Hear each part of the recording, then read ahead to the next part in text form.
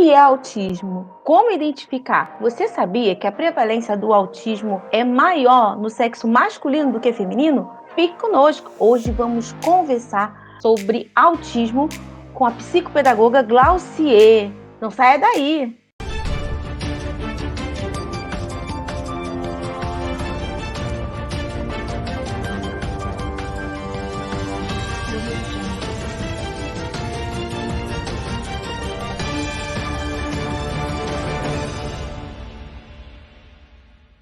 Olá, seja muito bem-vindo. Que satisfação ter você aqui conosco. E hoje vamos conversar sobre um assunto muito importante. Então fique ligadinho. No dia 2 de abril, foi comemorado o Dia Mundial de Conscientização do Autismo. Segundo a Organização Mundial de Saúde, existe mais de 70 milhões de autistas no mundo. Hoje nós vamos conversar com Glaucier, ela que é psicopedagoga, pedagoga, sobre este assunto muito importante. Então aproveita, chama seus amigos, dá uma paradinha. Vamos aqui saber mais sobre esse assunto, conhecer para incluir. Então nós vamos recebê-la. Ela está chegando. Olá, queridíssima Glaucier, que satisfação, que honra conversar com você. Tudo Bem-vinda. bom? Tudo bem, Satisfação querida? é toda minha, o prazer é todo meu. Muito obrigada por esse convite, tá?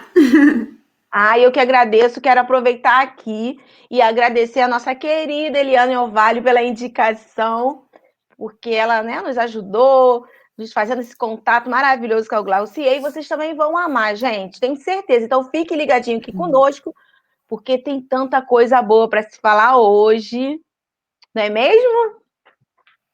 E sim, com certeza. Falar de autismo, sempre falar de muitas possibilidades, de muitas coisas maravilhosas que nós podemos estar aí, como você muito bem colocou, né? Conhecendo para que a gente possa fazer aí inúmeros trabalhos aí, possibilitar o desenvolvimento de toda uma sociedade, não somente da pessoa com autismo.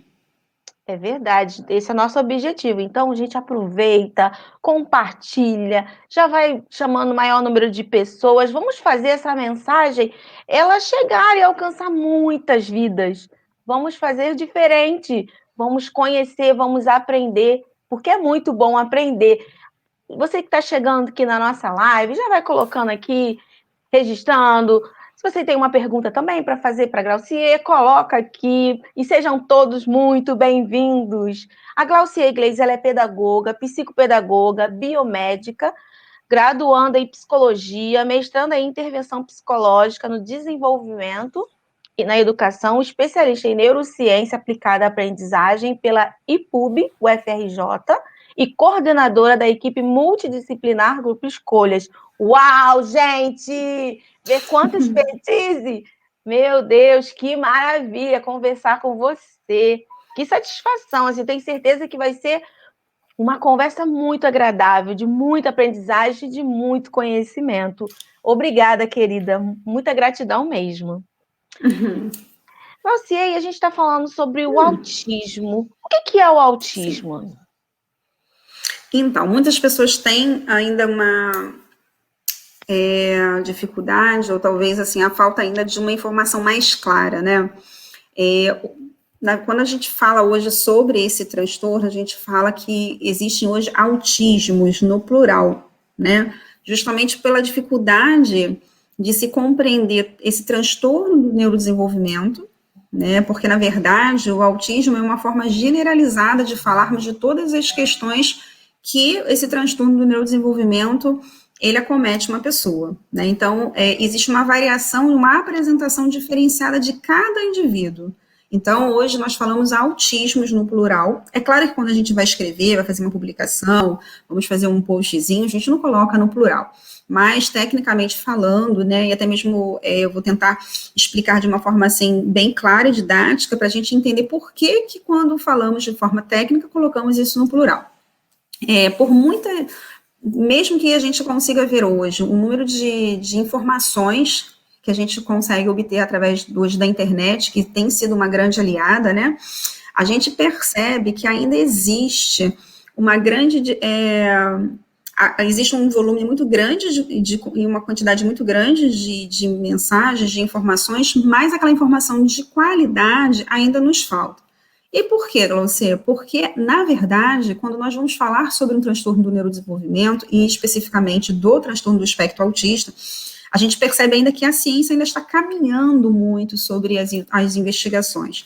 A gente fala na biomedicina que o autismo, o transtorno do espectro autista, na verdade, ele ainda é de etiologia desconhecida. O que quer dizer isso?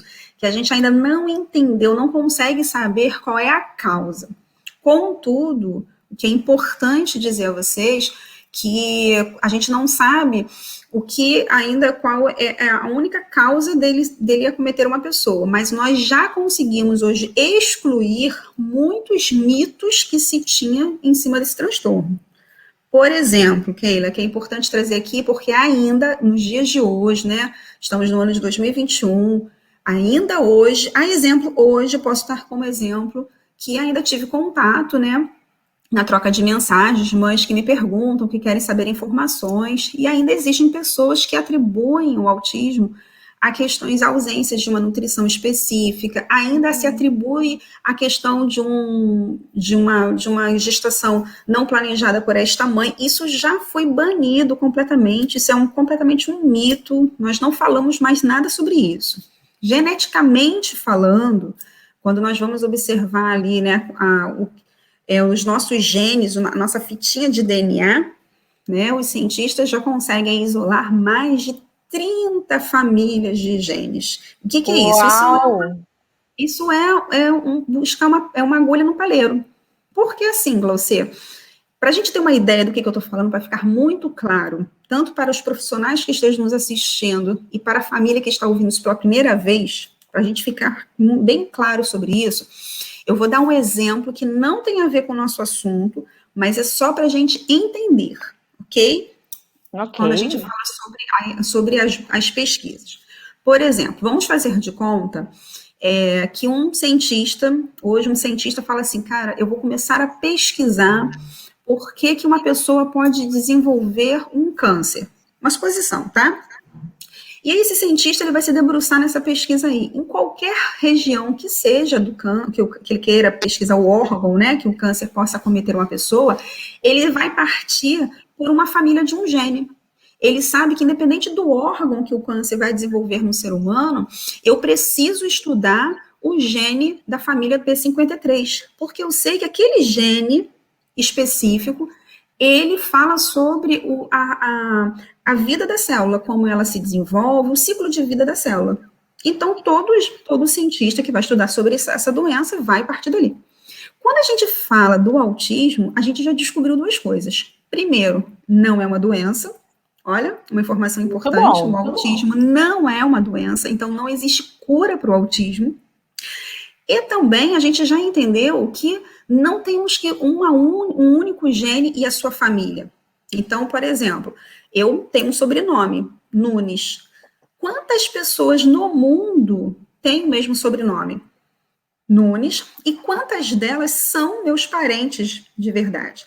Então, o que eu quero dizer com isso? Que existe uma variação enorme desse gene, que tem uma família. Além dele ter essa família, ele tem outras variações que estão ligadas a ele. Glaucia, o que hoje isso tem a ver com o nosso assunto? Tudo. Para a gente entender que ainda existem pessoas que acreditam que uma criança estar dentro de uma pessoa, né, que está dentro do espectro autista, ela tem uma doença. E aí a gente precisa diagnosticar, para a gente tratar, para a gente dar remédio para ela se curar. Não. Ela tem uma diferenciação no seu comportamento, ela tem uma diferenciação ali, e algumas áreas, sim, poderão apresentar atrasos significativos, e nós vamos identificar, e por isso nós vamos fazer ali uma avaliação, através do que a gente chama dos marcos do desenvolvimento. Como assim? Então, quando uma criança chega no nosso consultório, então, por exemplo, geralmente as mães buscam muito porque a criança ainda está com um atraso de fala. Meu filho não está falando, ou meu filho fala, mas ele não usa essa fala de uma forma funcional. O meu filho, ele tem 3, 4 anos, e ainda, infelizmente, ele não atende quando eu chamo. Estou com algumas dificuldades ali para entender o que está acontecendo. Então, quando ele chega no nosso consultório, nós não vamos observar essas características, esses sintomas ou os sinais para enquadrar ele dentro do transtorno do espectro autista. Não. Nós vamos observar o que eu espero para uma criança com 3 anos, nas áreas da linguagem, dentro da linguagem oral, né, como se comunica, como que ele tem uma interação, e a interação não é só de brincar com o outro, mas como eu faço uma interação com os meus brinquedos, como que eu faço interação no meio em que eu estou, se eu tenho uma boa adaptação no ambiente escolar, e se eu dou função ali atividade da escola, né, se eu sento, se eu tenho prazer em ficar ali e desenhar, se eu entendo a função daquele espaço, ou se eu só permito estar com os demais. Inúmeras as habilidades, e dentro de tudo isso daí, para a criança, por exemplo, iniciar uma fala, antes dela usar a fala como forma de comunicar-se com o outro, ela precisa ter algumas habilidades desenvolvidas. E aí nós especialistas, e aí cada um na sua área, né, a gente fala muito em relação à linguagem, mas isso é da fonoaudiologia, tá? É importante dizer, apesar de muitas vezes eu usar alguns exemplos aqui, é importante a gente saber, cada especialista tem ali a sua avaliação, né? Mas como especialista do comportamento, a gente recebe e encaminha para os colegas de cada área e especialidade, que cabe a esses especialistas a sua própria avaliação e a sua conduta. E ali a gente avalia para que a gente possa entender se aquele atraso que aquela criança está apresentando é de um transtorno do neurodesenvolvimento, e daí hoje nós estamos falando do transtorno do espectro autista, né? A criança, geralmente, ela se desenvolve. Normalmente, a mãe vai dizer que ela teve toda uma gestação bacana, não aconteceu nada, essa criança veio para casa, amamentou, desenvolveu, com 7, 8 meses pode ter começado a intenção dos babucis, com a intenção de interação, mas engatinhou, sentou, os primeiros passinhos, mas observa-se que quando chega assim com 1 ano e 6 meses, 1 ano e 8 meses, que essa criança já vai começar ali, parece que ela deixa de avançar no que a gente espera para essa idade, né, que seria aumentar o vocabulário, de fazer as onomatopeias, bater palminha, de dar tchauzinho, né, ela parece que prefere ali brincar sozinho. E isso não quer dizer que toda pessoa vai apresentar as mesmas características, né? Também é importante falar sobre isso. Mas a gente começa a observar que a interação ela é diminuída. Algumas mães falam assim, Glauci, olha, o meu filho chegou nessa época e aí a alimentação, que era ótima alimentação, ele deixou de alimentar-se com comidas, às vezes, granuladas, outras vão relatar que as comidas macias ou amolecidas, um purezinho, né? Começa a fazer ânsia de vômito, rejeita a fruta, rejeita o suco. Então, aí a gente já tem outros sinais, outros sintomas apresentam que é de uma outra área aí, né, de intervenção, que é da terapia ocupacional, que aí a fonoaudiologia também trabalha a seletividade alimentar, que é o que eu estou trazendo, mas cabe muito à terapia ocupacional a trabalhar o que a gente chama de integração sensorial, né, que são tudo que a gente recebe então, do meio. Tudo vai se ligando, né, doutora? Vai uma coisa, vai ligando um mesmo. E assim, e é muito importante, gente, preste atenção em tudo que está sendo falado, porque são os detalhes para observar. Máximo. Sim. Muito bom. Isso aí. Então, assim, Keila, de uma forma geral, e a gente, ao longo da nossa live, a gente vai voltar em alguns pontos mais específicos, mas quando a gente fala assim, Glauci, o que realmente é o transtorno do espectro autista, né, o que é uma pessoa estar dentro desse transtorno, é um transtorno do neurodesenvolvimento, e que ele realmente é como se a gente estivesse desenvolvendo, ele invade esse desenvolvimento e traz ali características específicas nas áreas dali da linguagem, da interação social, né, das habilidades sociais para uma boa interação, também acomete as questões ali em algumas crianças de integração sensorial, né? Então, hoje a gente precisa estar muito atento, mas a gente é importante começar essa live dizendo, o autismo ele não é uma doença, Às vezes as pessoas perguntam, mas por que então meu filho precisa de uma medicação? Ele não precisa da medicação por conta do transtorno do espectro autista, mas pelas áreas que foram afetadas e que às vezes a regulação do sistema nervoso central dele precisa estar sendo acometida por esse transtorno e às vezes nós precisamos regular para que ele possa ter um melhor desenvolvimento. O máximo. Quanta informação! E olha que está só começando, gente. Tantos detalhes para observar. E temos aqui várias participações e as pessoas estão chegando. Sejam muito bem-vindos. Chulipa, boa noite. Incrível. Ivonete Braz, boa noite, seja bem-vinda. E temos várias participações. Todo mundo está chegando. Boa noite, Lucimar, seja bem-vinda. Eni Loubach, querida, seja bem-vinda. Boa noite a todos. Dione dos Santos também, nutricionista Maria Madalena, seja bem-vinda. E temos aqui também já alguns depoimentos. Boa noite, Dione dos Santos, sejam bem-vindos todos. Olha, e tem aqui, ó, Jorge Henrique, estou na área. Professor Jorge Henrique, palhaço Pique Caramelo, gratidão e beijo para a família autista. Olha que lindo, seja bem-vindo. E olha, e o Chulipa também, né? Que ele é palhaço também. Eu já Coisa trabalho com criança de boa. todas as idades, há muitos anos. E as que são chamadas especiais para mim são apenas crianças. Sempre as vi assim. Nunca fiz distinção, pois acredito que todos são especiais. E é verdade, olha só. E a arte, já que são todos da arte, tem uma participação muito importante nesse desenvolvimento. Parabéns! Com Fundamental. certeza. Não é, Glaucia? Fernanda Duarte, boa noite. Então, são várias pessoas chegando. Ó. Meu filho tem seletividade alimentar. Apesar de comer em boa quantidade, sua alimentação não possui qualidade. Com isso, está com anemia. E olha que você estava falando sobre alimentação, não é? Que conexão. Isso aí. Tem uma nutricionista aqui também, que coisa boa, né? Tem uma nutricionista aqui nos assistindo. A Fernanda Duarte, eu acho que é uma moça muito linda que trabalha comigo. Eu acho que é ela, eu acho que é a Nandinha. Não sei se é ela. A Duarte é dela. Ela é? Bom, Dione, é importante muito você ter tocado nisso, depois, não sei se na ordem das perguntas, né? Mas falarmos depois sobre essas questões nutricionais, né? Realmente, dentro da área da biomedicina, a minha pesquisa foi essa comunicação bidirecional, intestino-cérebro, né, do cérebro permeável, as pessoas que estão dentro do espectro e têm alergia alimentar, e aí a gente tem ali alguns estudos que demonstram que a caseína e o glúten têm uma interferência direta, porque desregulam alguns neurotransmissores do sistema nervoso central e aumenta aí a questão da agressividade, dos pensamentos rígidos, movimentos estereotipados. E aí, quando a gente tem essa questão da seletividade alimentar, é imprescindível um trabalho da fonoaudiologia com a terapia ocupacional, porque elas irão trabalhar não só a questão de aceitação. A seletividade alimentar não é uma preferência alimentar. A seletividade alimentar, realmente, assim, nós temos receptores por todo o corpo, né? Então, existem os receptores também aqui dentro da cavidade oral, em que quando a criança tem contato com aquele tipo de textura, o cérebro informa para ele que aquilo ali está machucando, aquilo ali não é bacana. E ele acaba não aceitando isso, não por uma questão, eu não gosto dessa comida, eu gosto da outra.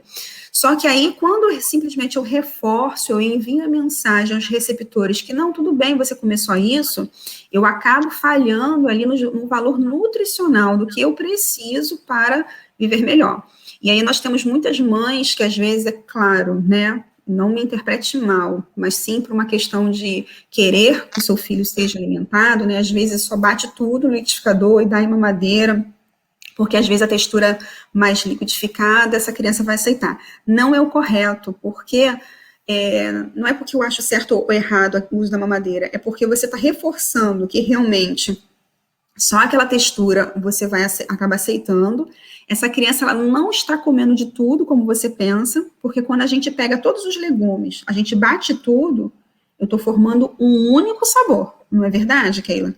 Com certeza. Por exemplo, você tem um pratinho ali de saladas, ou de salada de fruta, né? De vários alimentos. Vamos fazer salada, né? Então, você tem banana, maçã e manga, uma suposição.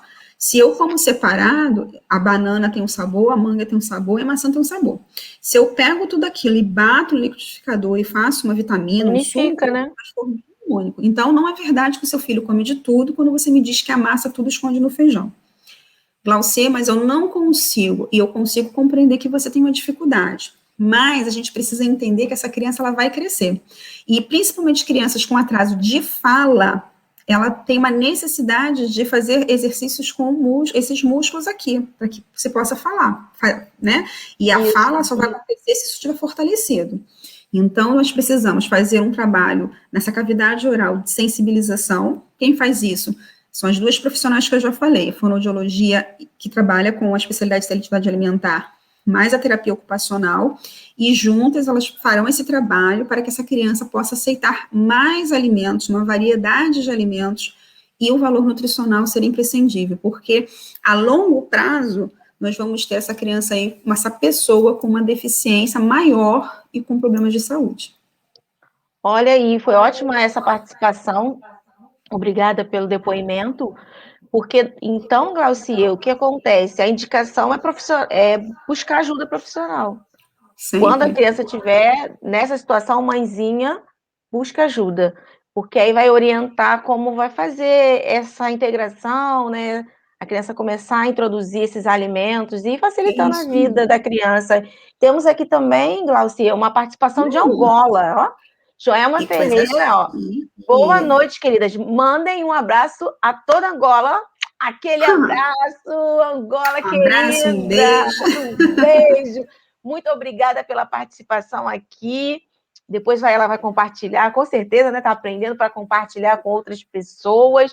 E é muito bom a gente estar aprendendo. Obrigada, um abraço. Vi também aqui, ó, Espírito Santo, Vitória. Temos aqui, ó, Vitória Espírito Santo está na área, Nilobac. Um beijo. Então, temos várias pessoas de diversos estados, países, e é muito bom, né? Conversar sobre esse assunto. Glaucia, como identificar esses atrasos no desenvolvimento? Você já falou muito sobre o que é o autismo, poderia dizer autismos, já falou, deu várias orientações, que eu tenho certeza que ficou muito esclarecedor. E como identificar?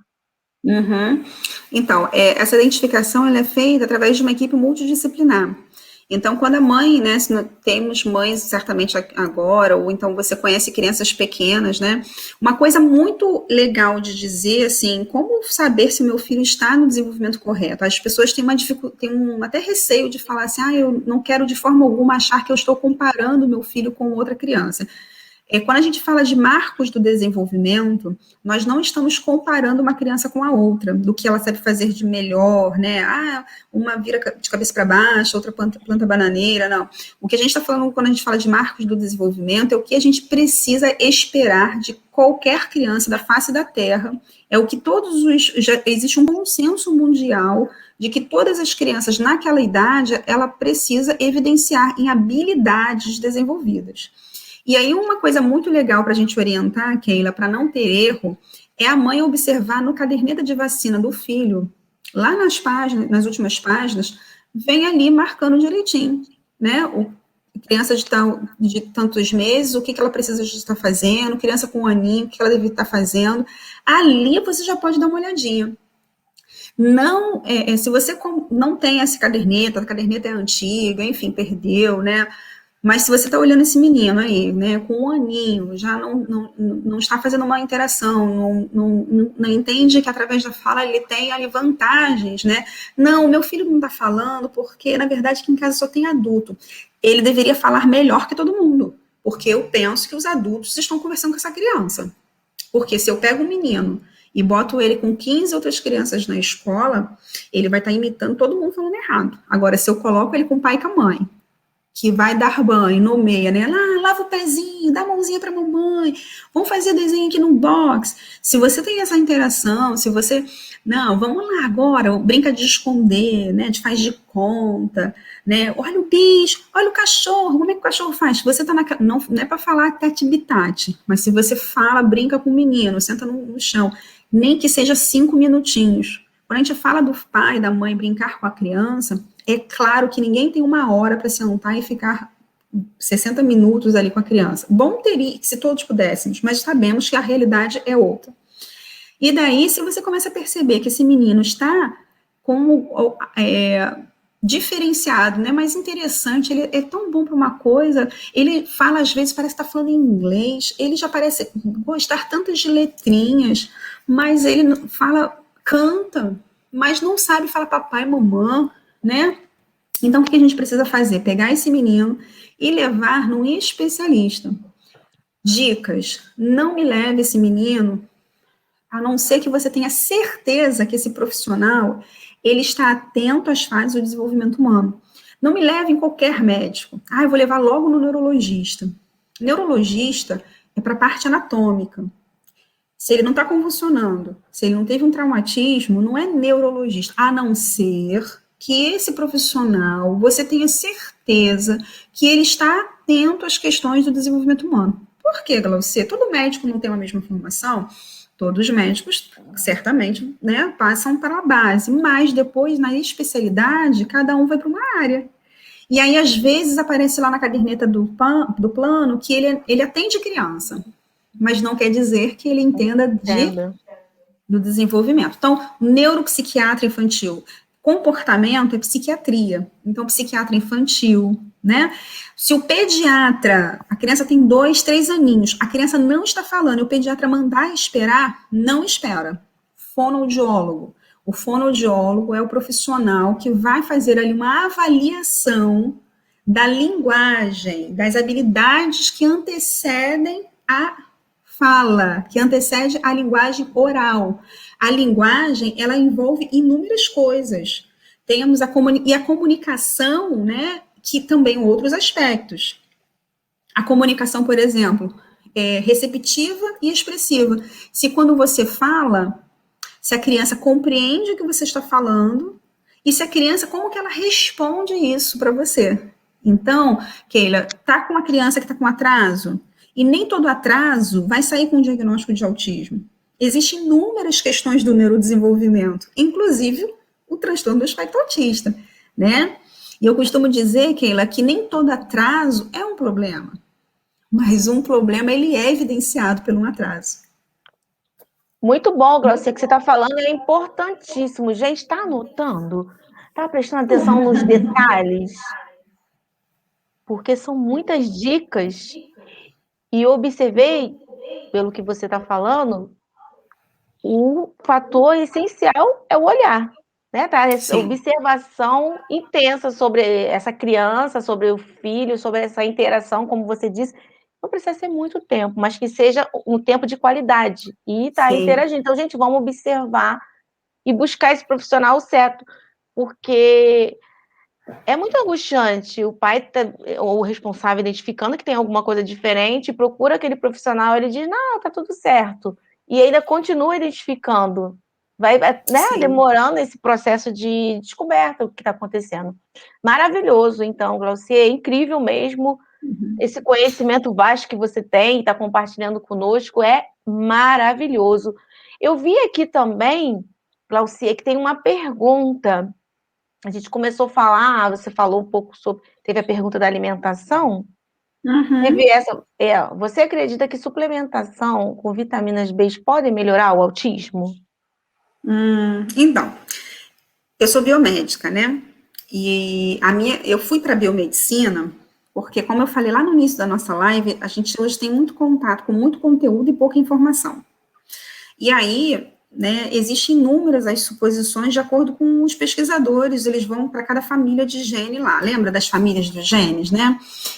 Dentro das minhas pesquisas, eu pesquiso muito sobre uma família de um gene que ele fala muito sobre o comportamento, como que nós nos apresentamos diante dos grupos sociais. E aí, mas também fui para a biomedicina por conta das questões alimentares, né? Então, as questões alimentares, como que as alergias, como que a pessoa que é alérgica, o que é alérgico? Eu faço ingestão de alguma coisa, meu sistema imunológico entende que aquilo ali é um ataque e começa a desencadear várias respostas, né? E aí a gente fica, às vezes, com bolinhas, a gente fica com manchas, a gente fecha glote, né? E seu sistema imunológico respondendo a uma substância que você fez ingestão. Então, eu fui buscar muitas respostas na biomedicina em relação às alergias, né? Alergia alimentar. Daí, as questões de suplementação, é importante que a própria palavra já diz. O que que é suplementar, né? O que que eu vou, eu vou fazer uma suplementação, eu vou fazer a ingestão daquilo que está me faltando. Apesar de existir muitas pesquisas que tentam responder inúmeras questões, não existe hoje não hoje, 2021, vai que amanhã, 2021 mais /2, né, no segundo semestre, a ciência venha com uma outra resposta para a gente. Mas até hoje, na data de hoje, não existe nada que se confirme que eu fazendo ingestão de alguma coisa, eu vá sair disso, porque existe não só a questão da suplementação, como existe às vezes títulos de artigos, ou de lives, ou de vídeos, que falam que as pessoas vão sair do transtorno do espectro autista a partir disso, o que ela vai passar a falar quando ela faz ingestão disso, aquilo, não é verdade. O que vai fazer eu desenvolver uma habilidade é terapia. Eu só vou suplementar aquilo que está me faltando. E não tem nada ligado a isso. Assim, pegando um gancho ainda da M12, que existem várias pesquisas que falam que por excesso de ácido fólico, as pessoas entram desenvolvem. É uma outra inverdade. Se passarmos a pensar pela razão, antigamente, o que a nossa comida brasileira, lembra a comida brasileira? Arroz, feijão, né, um verdinho e o angu. Lembra? A gente usava muito fubá. Cada vez menos você vê isso. Então, se fosse excesso, se eu não faço ingestão, como que eu vou ter excesso? Então, hoje não é bacana, muito obrigada pela essa pergunta, porque certamente outras pessoas, né, também, de repente, têm essas dúvidas, e já abrange de uma forma muito geral. Não existe nada comprovado, e porque assim, vendem, Keila, hoje virou um mercado, né? Eu uso uma frase muito pesada, é pesada que eu vou falar, mas é verdade que as pessoas ganham dinheiro com o sofrimento do outro. Então, infelizmente, né? Mas é uma realidade, Glaucia. Então hoje a gente tem percebido que as pessoas têm feito isso, e daí, por isso que eu fiz uma formação, voltei lá, sentei lá 5 aninhos lá, estudando biomedicina, para a gente entender todo o funcionamento do organismo, para a gente trazer essas respostas seguras, tá? Maravilhoso, muito obrigada pela pergunta e também muito bem explicado. Sim, e façam outras, e todas as perguntas aí, Keila, são importantes, tá? A pessoa às vezes está assim, não vou fazer isso não, porque de repente vai que é uma pergunta que, não, qualquer coisa que vocês queiram perguntar é importante, será considerado como uma coisa importante, e eu terei o maior prazer em responder, tá bom? Não, e é maravilhoso, Glaucia, porque às vezes parece que é uma pergunta tão simples, mas tem um sentido e a dúvida do outro vai ter um impacto grande, como essa questão da alimentação, você comentou. E eu queria aproveitar e te perguntar se é mito ou verdade que o açúcar, ele realmente deixa a criança autista mais agitada, o guaraná, energético, essas questões, ou isso é um mito, não ocorre? É uma verdade para toda e qualquer pessoa, né? Quando nós fazemos uma orientação, toda criança que chega no atendimento psicopedagógico, né, quando vai ao consultório fazer uma anamnese, porque buscar uma orientação, a primeira coisa que a gente tenta também intervir é como está essa questão alimentar. A gente já sabe hoje que o açúcar, ele tem uma interação muito maior nos receptores de neurotransmissores. O que é neurotransmissor, Glaucia? São substâncias que o nosso cérebro, se você e eu colocarmos agora a mão na nossa testa, coloca a mão na sua testa, Keila, vê se não está quente. Muito, olha aqui. Né? Por quê? Porque nós estamos usando essa região aqui do pré-frontal, que é a sede da cognição. Tudo que você quer buscar como resposta, que você quer organizar, prestar atenção no que eu estou falando, muitas substâncias estão nesse momento aqui, olha, sendo transportadas, caminhando a informação, buscando lá memórias, informações que nós temos guardadas, buscando fatos, enfim. Esses carreadores de informação. E isso não acontece de uma forma qualquer, é tudo sincronizado. Então, nós temos o que a gente chama de receptor. Tudo no nosso corpo é por encaixe. Então, os receptores ali de alguns neurotransmissores que fazem com que eu fique comportada, que eu consiga, por mais que eu esteja de repente ansiosa e tal, eu consiga passar para você que eu estou tranquila e tudo mais, né? Vários neurotransmissores estão sendo produzidos. Quando eu faço uma ingestão maior de açúcar, né, seja através do açúcar, através desses xaropes que a gente chama de suco não tem nada, os refrigerantes, né, o excesso de sódio também me traz maior agitação, porque a produção ali, existe um rebaixamento de produção de dopamina, a adrenalina aumenta, e existem outros neurotransmissores envolvidos, né, depende muito de cada alimento, mas de uma forma, em suma, não é mito, mas não é só para a pessoa dentro do espectro autista, toda e qualquer criança.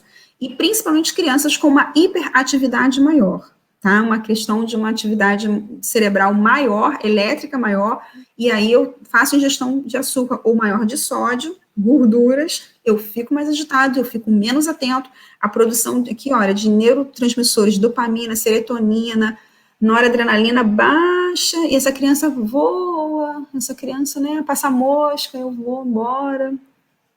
Olha, então é super importante, fundamental. A alimentação é tudo na vida, em todas as áreas. Então, principalmente quando a gente está tratando de desenvolvimento, está tratando de aprendizagem, que é para ter um bom desenvolvimento, um bom desempenho, gente, vamos diminuir essa quantidade de açúcar. Ai, Glaucier, que maravilha, hein? Muito conteúdo bom, muita aprendizagem. Todo mundo está amando, tenho certeza que está aprendendo muito. Que Olha, bom. que maravilha. Só conteúdo top. E temos aqui mais algumas perguntas. Eu vi aqui, ó, a Lídia colocou boa noite, está entrando. E a Aine colocou: gostei muito das orientações. Trabalho com as crianças da igreja e foi muito proveitoso para mim. Vou passar todas. Olha, para todos que trabalham nesse projeto comigo. Olha, isso mesmo, compartilhar o conhecimento. Tem uma pergunta que eu estou vendo do Alexandre Silva. Descobri há menos de um mês. Isso. Quer que eu leio? Ele botou assim: Olha para descobri há mim. menos de um mês que tenho Asperger. Consigo me comunicar tão bem quanto um neurotípico. E se eu fizer TCC com minha psicóloga ou não, né? Então, Alexandre, compartilha com a gente quantos anos você tem. Muito bacana. Né? Vamos esperar o Alexandre responder quantos anos ele tem. É muito comum, e aí lá no início da live nós falamos sobre autismos, lembra? A diferenciação, e aí nós podemos ter tanto de uma pessoa que tem um desenvolvimento, infelizmente, severo, né? Que tem, às vezes, infelizmente, mesmo com vários suportes, e aí a gente acaba não tendo. O Alexandre tem 37. Alexandre, muito, muito, muito obrigada por você ter compartilhado com a gente isso, porque isso traz maiores informações e enriquece a nossa live. Então, eu posso ter ali uma pessoa que tenha um comprometimento muito maior. E aí, até mesmo as pessoas confundem muito, falando assim, fulano é autista leve, moderado ou severo. E às vezes atribui que esse leve, moderado e severo seja da incapacidade da pessoa. Mito. Esse leve, moderado e severo, isso se refere para nós profissionais, e a partir de 2022 isso vai acabar, não vamos poder, já não podemos mais utilizar isso, mas ainda se usa muito no senso comum, porque as pessoas estavam atribuindo isso à capacidade das pessoas dentro do transtorno, quando, na verdade, isso era algo interno nosso, profissional, para entendermos a rede de apoio para essa pessoa que nós precisamos. Se essa pessoa precisa de maior suporte, né? Então, pessoas, de repente, que além desses transtornos que afetam diretamente a questão da linguagem, né? E aí, por consequência, a comunicação, a interação e as questões da integração sensorial, elas também, às vezes, podem vir com o que a gente chama de comorbidade, que vem junto. E aí eu posso ter pessoas com deficiência intelectual. E aí o comprometimento dessa pessoa vai ser maior. Às vezes a comorbidade dessa pessoa, ela tem epilepsia. Aí vem um comprometimento maior. E essa criança pode, às vezes, infelizmente, chegar à vida adulta e as evoluções, elas não foram poucas. Né? Eu tenho pessoas que nós vamos falar que ela vai precisar de outros suportes para uma comunicação. A gente vai chamar de uma comunicação que seja aumentativa ou alternativa, dependendo da dificuldade que ela tenha de comunicar-se.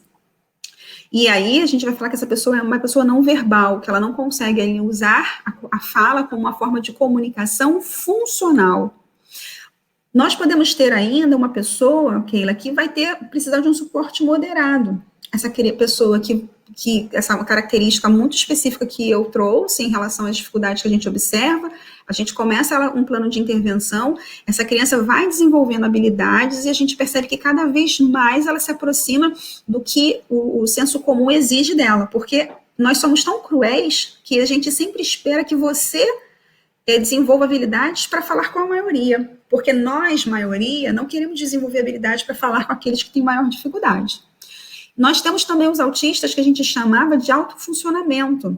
E se autista de alto funcionamento, são autistas que aí vai entrar a classificação Asperger, ou outras pessoas vão falar Asperger, né? Aspia.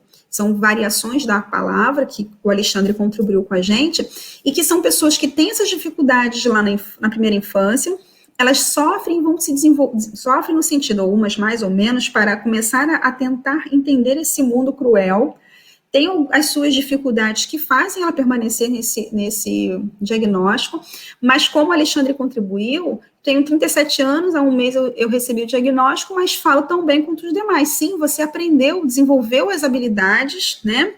As habilidades sociais também, e daí ele pergunta sobre a TCC, que é uma abordagem da psicologia, né?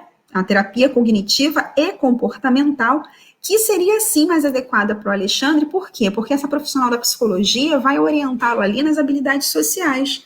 Não sei quais são as dificuldades que ele tem aos 37 anos, mas milhares de pessoas não tiveram seus diagnósticos porque elas foram aprendendo a viver nesse mundo tão, né, selvagem e chegaram à vida adulta, ou com mais, outros com menos dificuldades. Mas sabemos que hoje, por exemplo, quando a gente fecha o diagnóstico de um filho, às vezes a gente fecha do pai ou da mãe também junto. Muito bom. Responde, Alexandre. Bom. Alexandre, obrigada pela pergunta, pela participação. Glaucier, brilhantíssima resposta, maravilhosa, muito bom mesmo. Temos mais uma pergunta da nutricionista Maria Madalena. Meu neto é ligado no 440 volts. Depois que o avô passou a dar balas e pirulitos escondido, ele fica muito agitado e irritado. Olha aí, viu? Depoimento. E aí eu fico imaginando ela, que é nutricionista, saber que o avô tá dando bala escondida, né? Escondido, quando descobriu, né? Como ficou, né? Olha que situação. E é isso. O açúcar acelera mesmo essa energia, né? A energia. E Keila, até aproveitando falar em relação ao açúcar, que me veio agora, que é importante, né, pra gente não esquecer. Por nada, Alexandre. Obrigada, Alexandre. Quando a gente tem uma criança que está dentro do transtorno do espectro autista, assim como qualquer outro transtorno do neurodesenvolvimento, é importante dizer que ela continua sendo uma pessoa. E aí, às vezes, a gente foca muito nas questões do autismo e esquece duas coisas importantes. Primeiro, que a gente precisa sempre continuar educando essa criança, né, como de acordo com a idade dela, para a gente separar o que é do autismo, o que é da criança daquela idade. Não é tudo vai para conta do autismo, tá? A gente precisa ter isso em mente, né? Ele pode não estar com uma comunicação expressiva bacana, te responder que está entendendo, mas a receptiva, a compreensão, ele vai conseguir. Então, educar ele para, né, que ele possa se organizar, porque a educação ela faz parte do nosso desenvolvimento, nosso cérebro precisa dessa orientação. E outra coisa importante é que ele é um ser humano e todos os órgãos dele precisam de cuidados.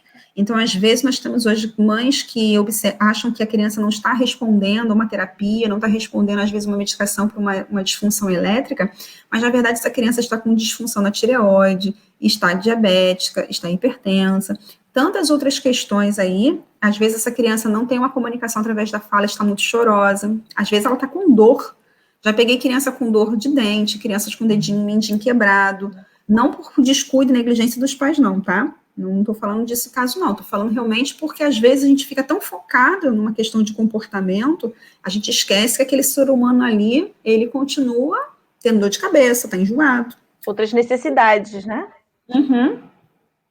É verdade. Você falou durante a nossa conversa sobre quais especialistas que devem buscar ajuda. E aí, de repente, algumas pessoas entraram depois. Você pode falar rapidamente quais especialistas eles podem buscar ajuda e depois qual é a melhor idade para começar esse acompanhamento?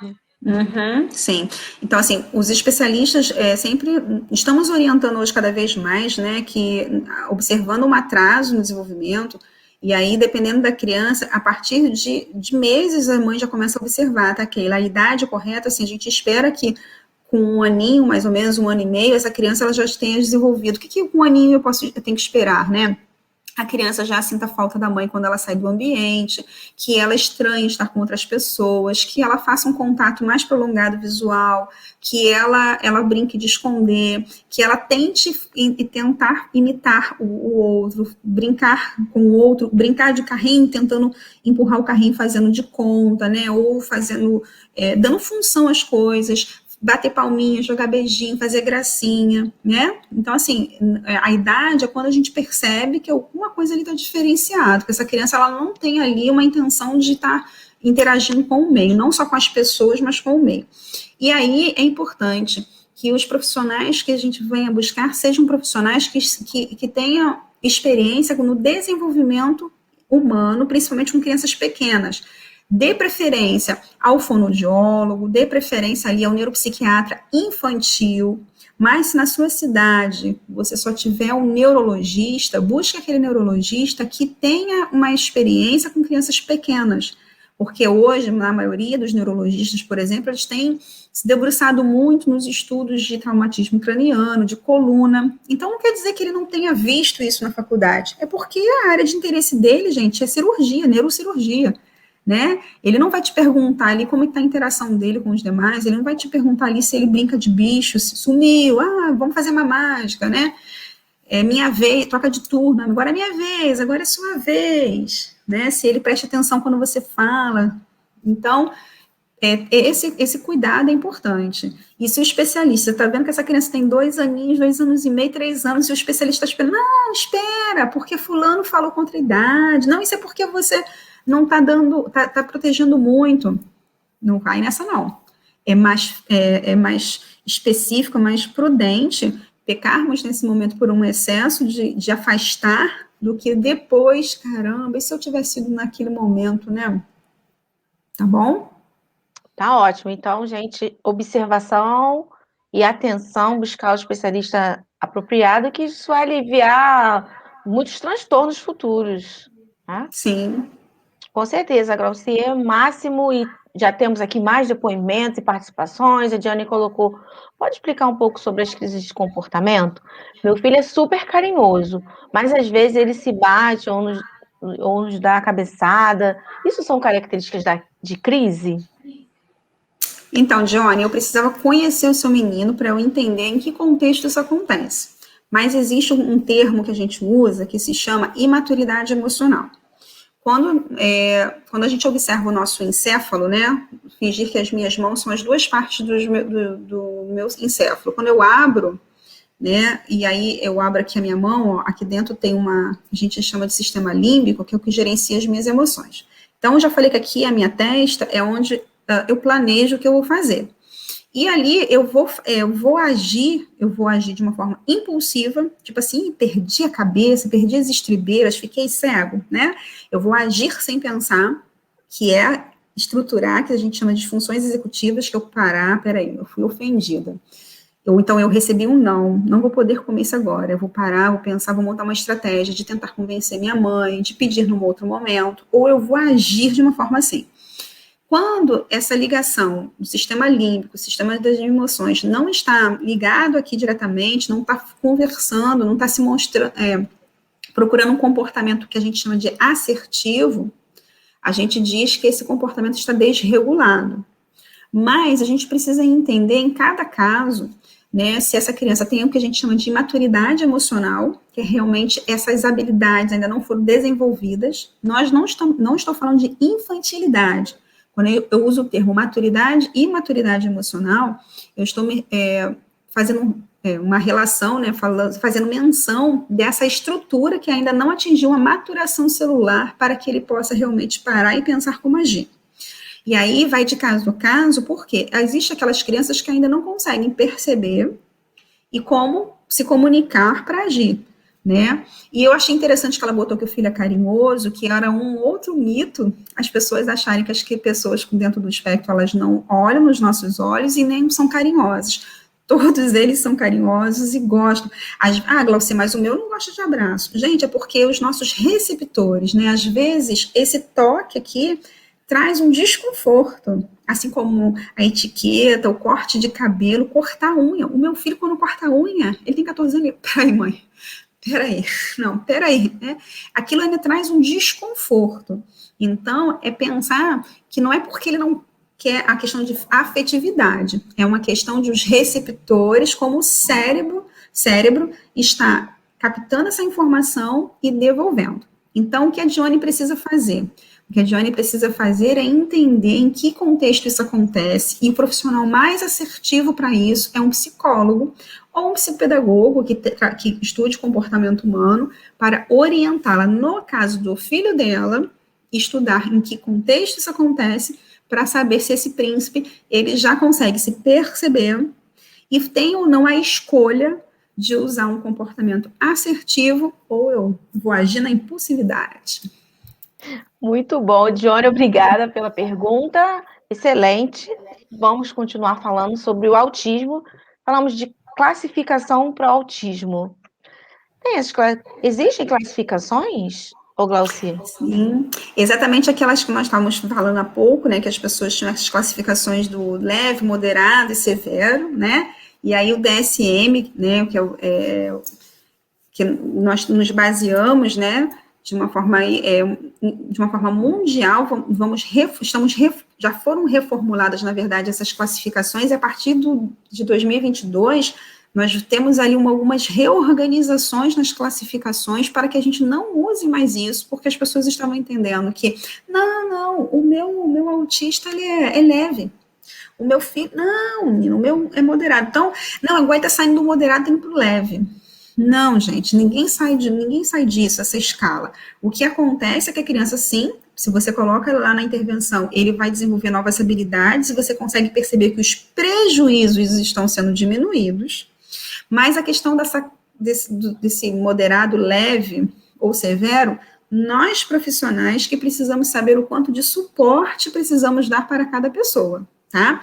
Existem variações dentro dos diagnósticos lá do CID, para que a gente possa entender, para pedir, solicitar direitos, ou se existe a necessidade de um apoio de mediador escolar, e por conta das comorbidades, sim, mas isso é uma classificação médica a nível de pedir suportes e benefícios e direitos, tá? Mas a questão de você estar dentro do transtorno do espectro autista, por isso que a gente usa esse termo hoje. E aí a gente tirou, só a nível de conhecimento que é importante dizer, por exemplo, né, a síndrome de Rett, que antes entrava nas classificações, retira-se porque já se sabe hoje que é uma doença realmente degenerativa. A pessoa, a partir dos 4 anos, começa a degenerar, e por conta disso apresenta características próprias do transtorno, né, do neurodesenvolvimento, e daí a gente tira, né, e o Asperger, como o amigo aqui colocou a classificação que ele, né, tem o diagnóstico, nós vamos deixar de usar, mas não quer dizer que ele perca esse diagnóstico, né? Ele também hoje é uma pessoa que está dentro do transtorno do espectro autista. Muito bom. Bem explicativo. E aí eu quero falar para você, se você perdeu alguma parte da nossa live, você pode acompanhar depois no meu canal do YouTube, Conversando com Keila Braz. Porque a Glaucia já falou tanta coisa, foram tantas informações que serão super úteis. Você depois pode voltar lá, acompanhar na íntegra.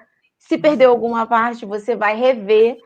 E quero te convidar, se você não é inscrito no meu canal ainda, para você se inscrever no meu canal do YouTube, Conversando com Keila Braz. Se inscreve lá, ativa o sininho, tem vários vídeos de outras lives que nós fizemos sobre vários assuntos. Falamos sobre educação financeira, falamos também sobre inteligência emocional, sobre as emoções, ansiedade, depressão. Então, tem muitos temas maravilhosos. Então, se você não é inscrito, se inscreve, ativa o sininho e assiste os outros vídeos, e esse também. Você vai poder assistir na íntegra, compartilhar com seus amigos, porque tá bem esclarecedor, gente. Tá ao máximo. Glaucia, vamos falar um pouco sobre o autismo e o mercado de trabalho. E aí, gente? Autismo e mercado de trabalho, como é que funciona? A pessoa autista poderá trabalhar? Como é essa relação? Fala pra Sim, com gente um pouco. certeza. Uhum. Então, a pessoa, né, que tem o autismo, ela poderá ser o que ela desejar, né, escolher ser. E é claro que nós vamos observar aquelas pessoas que, além de estarem dentro do transtorno do espectro autista, também vem com comorbidade, outras questões específicas, acaba talvez diminuindo um pouco ali algumas possibilidades, mas isso não vai impedir. O autismo não é um fator determinante de incapacidade de ninguém, tá? Não é. São pessoas, né, como qualquer outra pessoa. Ela tem uma questão comportamental diferenciada, tá? Então, se essa pessoa, ela tem uma rede, um suporte, e ela vai desenvolvendo habilidades, ela vai sim chegar na sua adolescência, vai fazer as suas escolhas, ela precisa ter realmente ali toda essa rede de apoio, e ela poderá, dentro das habilidades, como todos nós fazemos, escolher dentro da sua vida profissional. Ah, Glaucia, mas eu conheço uma pessoa dentro do transtorno do espectro autista que ela tem também um rebaixamento intelectual e ela, hoje, infelizmente, ela não consegue desenvolver algumas habilidades mais específicas. Sim, né? Todos nós, de repente, você gostaria de ser ali uma jogadora de basquete e se viu que você não tem uma habilidade específica para desempenhar aquele esporte. E não porque você, de repente, tenha uma estatura diferenciada. Nesses dias mesmo eu estava vendo um jogo de basquete e vi ali uma pessoa com uma estatura muito diferente dos demais, né? Muito menor, se comparada ali aos outros jogadores. Eu fiquei assim, que incrível, que talento, né? E aí eu falei assim, olha que bacana, que inspiração para tantos meninos que sempre pensaram que para ser um grande jogador de basquete precisava ser alto. E às vezes eu posso ser alta, não ter menor destreza para ali, né? E não fazer. E aquele menino ali, a estatura não era. Então, se pegarmos esse exemplo, que é muito distante, mas só fazer uma analogia, não é porque eu tenho um transtorno, porque eu tenho qualquer diagnóstico que é minha incapacidade.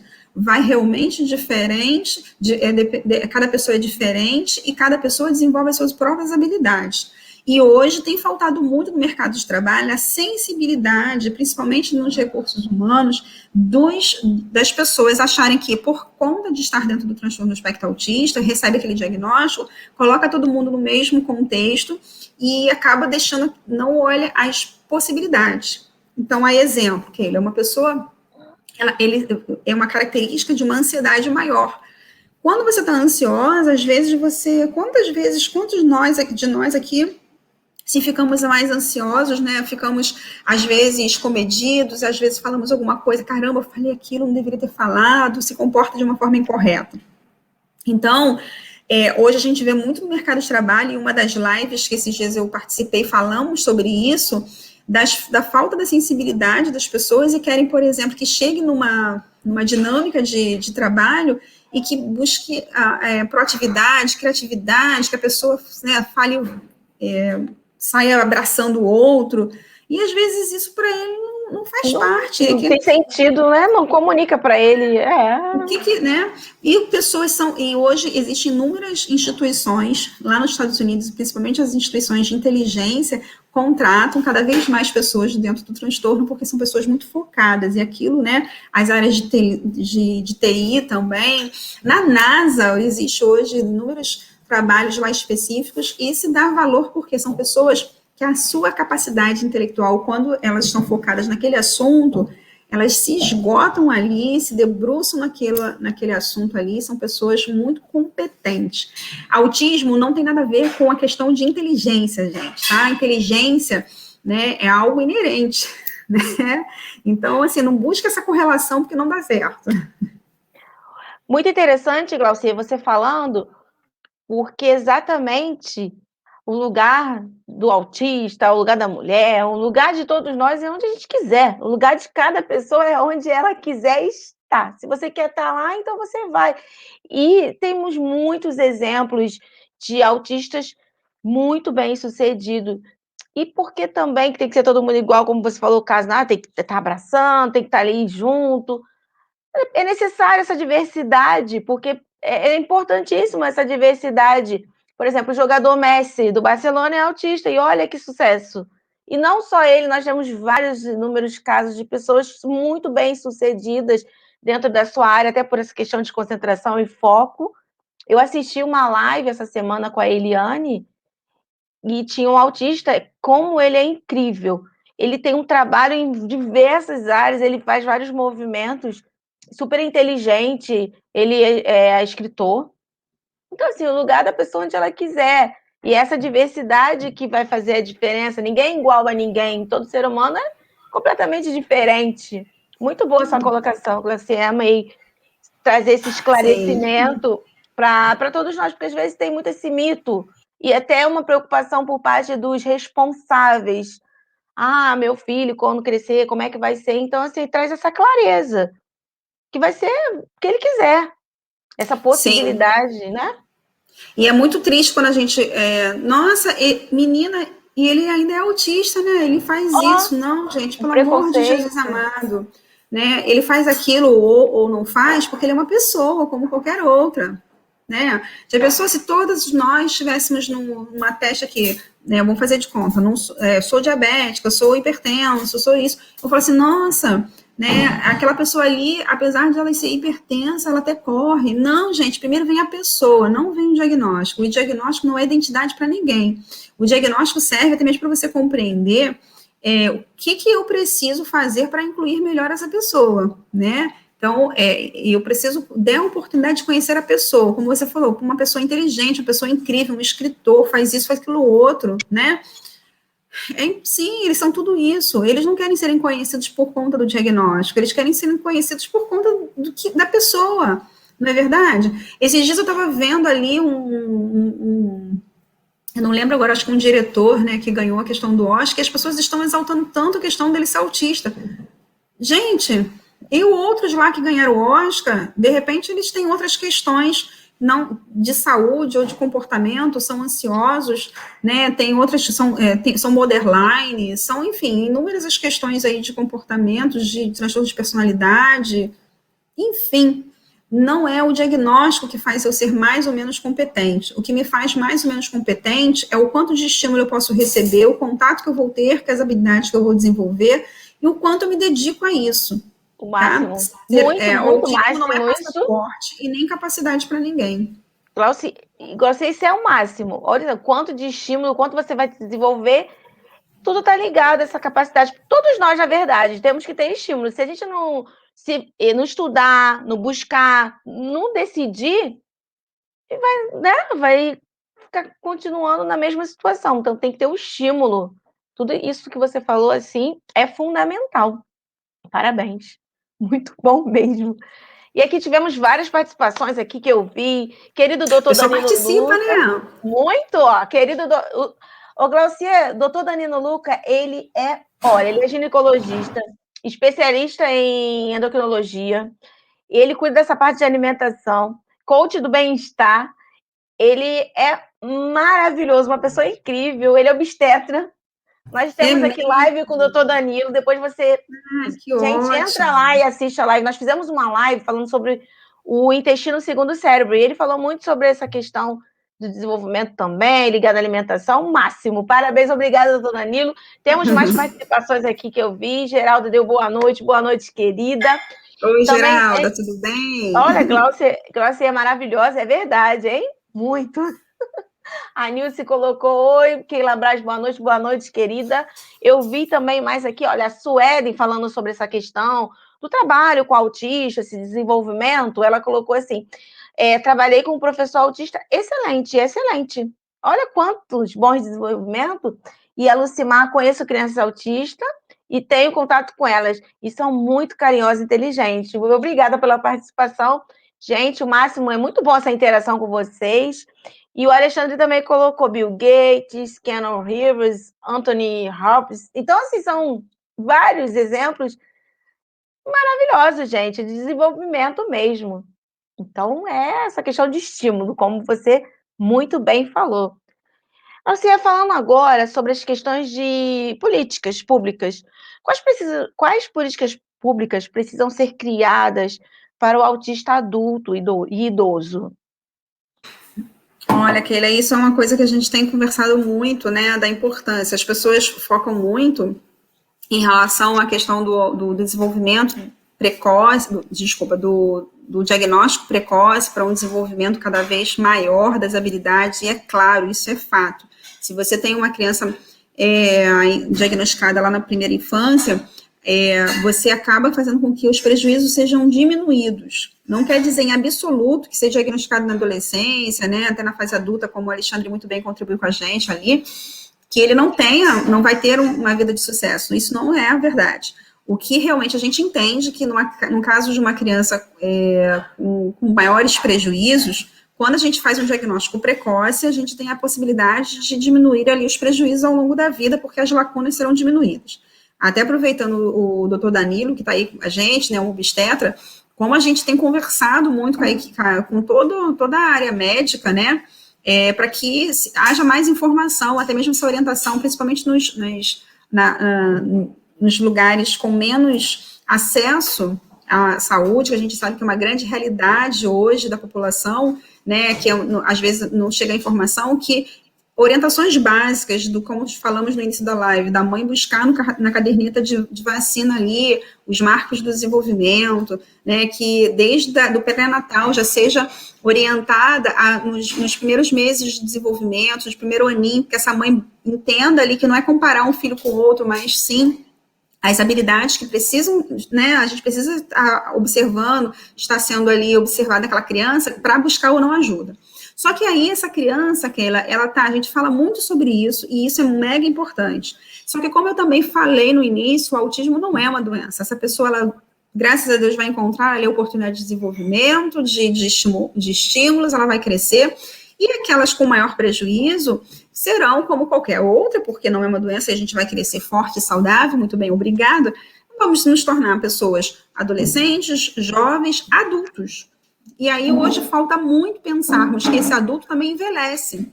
E aí hoje, a exemplo, né, aqui em Campo Grande, que é onde eu moro, na zona oeste, né, da cidade do Rio de Janeiro, sei que a gente está sendo assistido aí por inúmeros lugares, observamos muito aqui na nossa realidade a dificuldade do acesso, desde lá da saúde básica, mas também a continuidade. E aí vem junto com isso a família. Então, falta políticas públicas para uma rede de apoio ali da família, porque essa pessoa vai cada vez mais ter uma necessidade ali de uma rede de apoio, e às vezes essa mãe que tinha uma profissão, nós não estamos falando de pessoas, a gente sempre dá a entender que às vezes é uma questão de só financeira, socioeconômica, né? Às vezes não, essa mãe, esse pai são pessoas que desenvolveram ali suas capacidades, que têm profissão, mas às vezes um dos dois, existe uma necessidade de deixar, às vezes, a atividade econômica para cada vez mais estar perto dessa criança, desse adulto, desse adolescente, né, enfim. A gente percebe que os pais envelhecem, que é uma coisa natural, vamos envelhecendo e eles ficando cada vez mais fortes. E aí nós temos aqui, por exemplo, eu sempre elogio muito o trabalho de uma associação de mulheres aqui em Campo Grande, por exemplo, que é a AME, que é um grupo de mulheres aqui, de mães de pessoas com inúmeras das deficiências, e nós temos ali pessoas de 40, de 50 anos, que os seus pais já estão idosos, seus pais já estão falecendo, e eles não têm com quem ficar. São meninos que tomaram Risperidona a vida inteira, então hoje tem 150 quilos. Então, eles correndo numa crise desorganizados. Essas mães, elas estão com transtorno de síndrome do pânico, e elas não saem mais de casa, né? Você imagina um homem com 150 quilos correndo num calçadão, todas as pessoas, meu Deus, o que está acontecendo, né? Então, são pessoas que têm outras questões específicas neurológicas associadas também, e precisamos pensar que essas pessoas precisam de apoio. Falamos muito do diagnóstico precoce. Precisamos de políticas públicas hoje que venham alcançar um atendimento de qualidade, não é só diagnóstico. Depois do diagnóstico vem um plano de intervenção. Falar sobre o LOAS, falar sobre coisas que nós já temos e de benefícios, bacana. Só que o acesso, se comprovar, né, e até mesmo falta lá no INSS pessoas que sejam capacitadas a identificar que aquele laudo está correto e de oferecer esse benefício. Então, a gente vê cada vez mais o número de pessoas que estão aumentando. Glaucia, agora todo mundo está dentro do transtorno.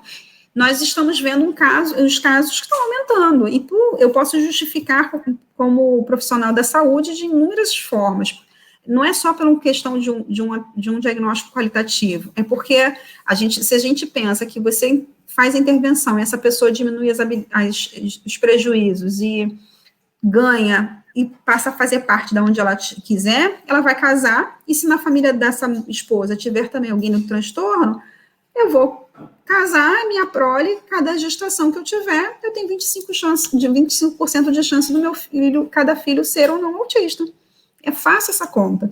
Cada vez mais nós temos visto pessoas dentro do espectro e nós precisamos de políticas públicas para até mesmo se eu tenho um filho, nasceu e está dentro do espectro, que eu seja acompanhada pela clínica da família para que os meus próximos filhos já sejam acompanhados desde bebê para se observar o desenvolvimento dele, né? E que eu preciso também acompanhar essa mãe, se eu pensar em mães de autistas com maior severidade, você vai perceber que são mães que não vão mais no ginecologista. Doutor Danilo, né, como obstetra, certamente ginecologista, ele pode também falar isso com maior propriedade.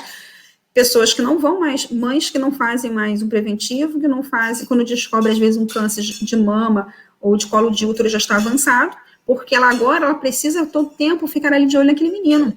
É atenção total, né, para a criança, o filho. E aí quando ele ficar idoso, para qual asilo que ele vai? Qual asilo que hoje você está preparado para receber pessoas, não só, o nosso tema é autismo, né, o nosso tema é falar do transtorno do espectro autista, mas quantas outras pessoas com inúmeras e outras, né, e hoje deficiências mesmo, quais os asilos que estão preparados para essas pessoas? Qual a casa ali, quais espaços para, quando a gente falou de emprego, quais políticas públicas que pessoas preparadas que possam, não arrumar vaga em qualquer lugar, mas desenvolver projetos para desenvolver habilidades sociais para que essas pessoas possam ter melhor chance no mercado de trabalho também. Quero parabenizar a nossa queridíssima vereadora Tânia Bastos, ela abraça essa causa, cuida com muito amor e com muito carinho. Então, nós temos um recado dela aqui, ela que é a madrinha, eu conheço, você também conhece, né? Que é uma pessoa incrível, a gente já vai colocar aqui para vocês também um recado dela. Vamos ouvir? Olá, Glaucier. Olá, Keila, tudo bem? Eu sou a Tânia Bastos, vereadora do Rio de Janeiro. Tenho aqui um privilégio de dizer para vocês o quanto para mim é importante defender há mais de 10 anos a causa dos autistas.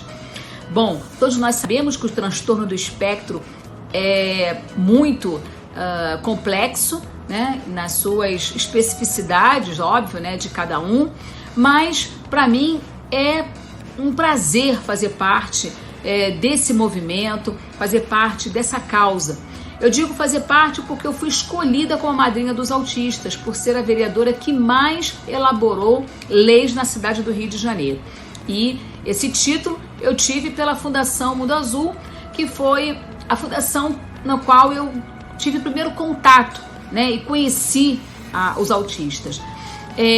Através da Fundação Mundo Azul, nós começamos a elaborar algumas leis, e a primeira lei que eu elaborei para os autistas foi a lei da cartilha, onde nós temos em todos os estabelecimentos da rede de saúde a cartilha bem ilustrativa, né, com material bem lúdico para que as pessoas entendam, porque ela é distribuída na clínica da família, nos hospitais públicos, então temos que ter uma linguagem bem fácil, e essa cartilha fez um sucesso, e quem elaborou essa cartilha junto comigo foi a Fundação Mundo Azul.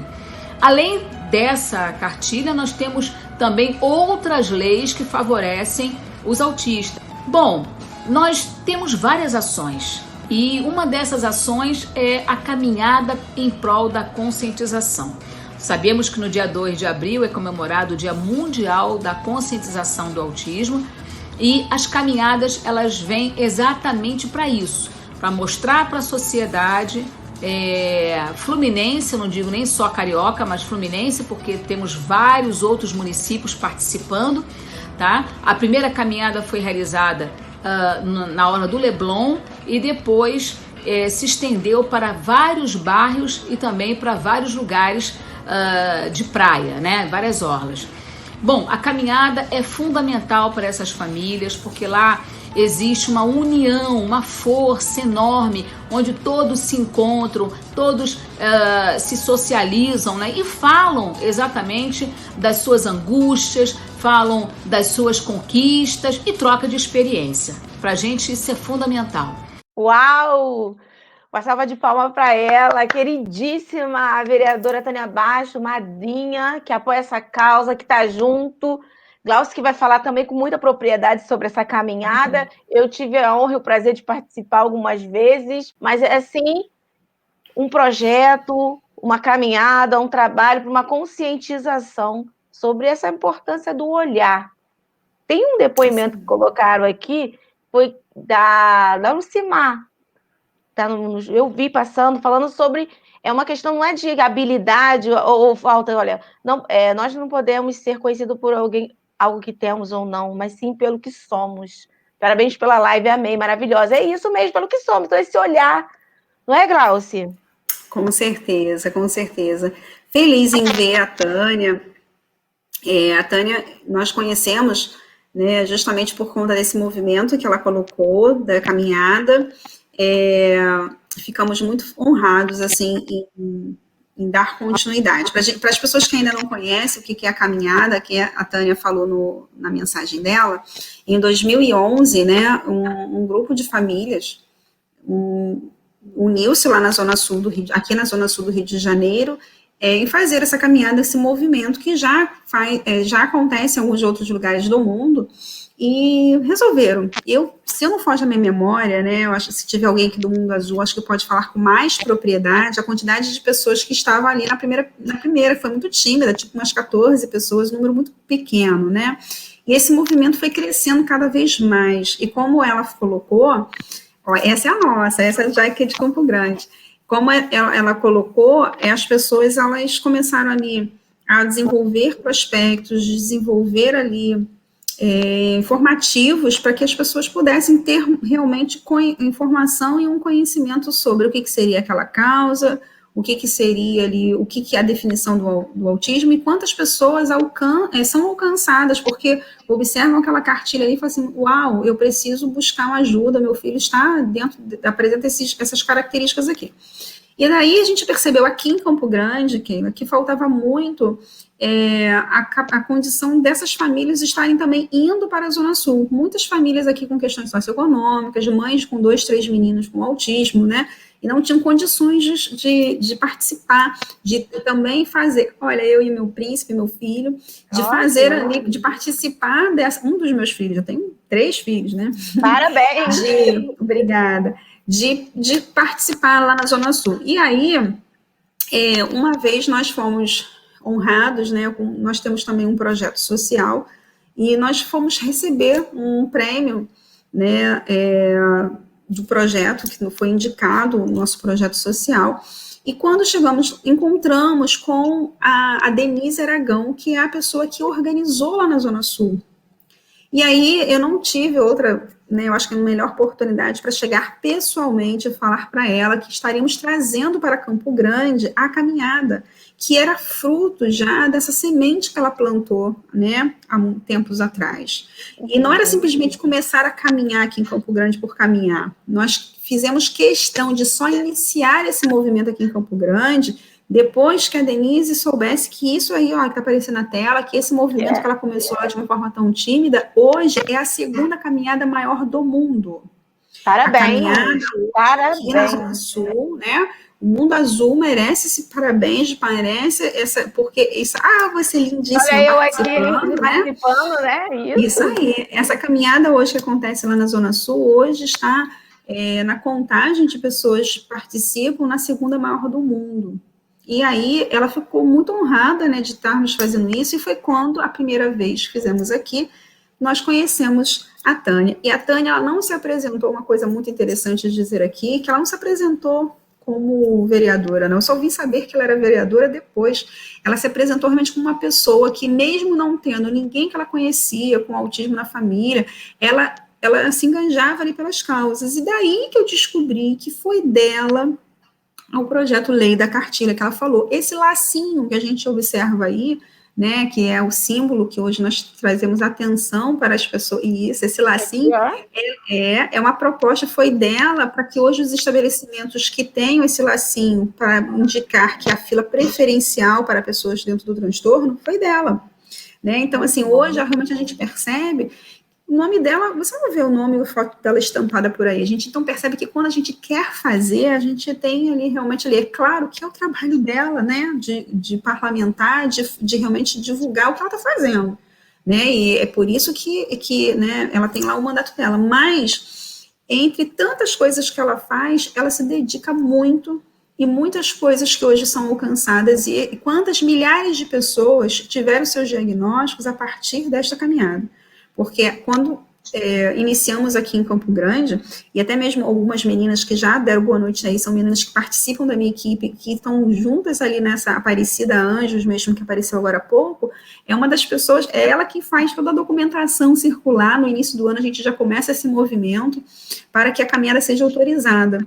E aí a gente, na primeira caminhada aqui, muitas pessoas se uniram e muitas pessoas desenvolveram projetos, muitas pessoas chegam e falam assim, olha, através daquele prospecto que vocês me deram lá na caminhada, que eu entreguei para minha vizinha e o filho dela tem um diagnóstico. Olha a importância dessa conscientização, dessa entrega. Muitos parceiros, muitos parceiros se juntaram, muitas pessoas, muitas empresas ali, né, que fazem hoje essa caminhada acontecer. Então, infelizmente, por conta desse contexto social, nós estamos impedidos fisicamente de estar na rua, mas por 2 anos, 2020 e 2021, nós fizemos o que a gente chamou de Jornada Azul, fizemos inúmeras lives e movimento na internet para, da mesma forma, levar informação para que esse movimento não pare, né? Eu não considerei que nossa caminhada deu uma parada, não, porque nós caminhamos virtualmente, mas nós levamos informação e pessoas foram alcançadas, porque esse é o objetivo, não é caminhar por caminhar,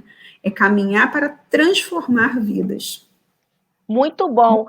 E, por sinal, assim, é gratificante participar desse processo, dessa caminhada, e mais do que isso, conscientizar. Olha quantos resultados você está falando que se tem. Parabéns à vereadora Tânia Bastos, que ela é uma pessoa assim, incrível, como pessoa, com a causa humana, com o outro, com esse olhar, e ela não é à toa que foi eleita madrinha, e parabéns a ela, e que tenhamos mais exemplos de pessoas, políticos.